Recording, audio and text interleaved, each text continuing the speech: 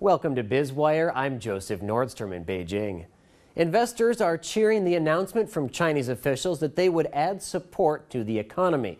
This mini stimulus, as some are calling it, is intended to keep employment steady amid mixed economic signals of declining industrial activity and modest service sector gains. As the measures were announced at separate points in the past few months, this appears to be more of a morale booster, a way of reassuring investors, private enterprise, and consumers that Beijing has their backs and is ready to step in if deleveraging becomes too painful. Some of these plans will be sped up, and the $85 billion spent on urban renewal and railway construction should help to hold up second quarter growth. But employment, not GDP expansion, is the object of the three support measures. On Wednesday, the State Council unveiled a plan to cut taxes on small businesses, build 4.7 million units of affordable housing, and open up 4,100 miles of new rail lines this year, 600 miles more than last year. The major risk here is that local governments see the moves as approval to ramp up borrowing again like in 2009 and 10.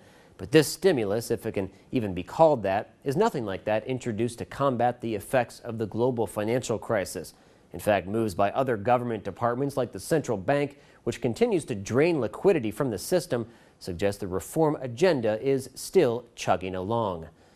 The increased spending on railway construction should benefit the central and western parts of the country, where development still has a ways to go to catch up with the coast.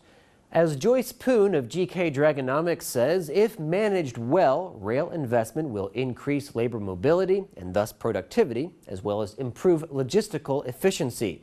Better delivery networks could also give a boost to consumer spending in areas that aren't as well served by major retailers. But the overriding takeaway from these actions is that Beijing wants stable growth that will keep employment strong. An expanding economy will allow leaders the political support to continue their reform agenda. They'll need this as two powerful constituencies, state-owned enterprises and banks, will be ready to push back at the first sign of weakness. While recent numbers show a relatively robust service sector, if manufacturing continues its slide, expect additional mini-stimulus measures to keep the wolves at bay. You're watching Biz Wire on the Blue Ocean Network, China's first and only privately owned English language broadcast media. Our full episode can be seen on our website, BONTV/biz-wire.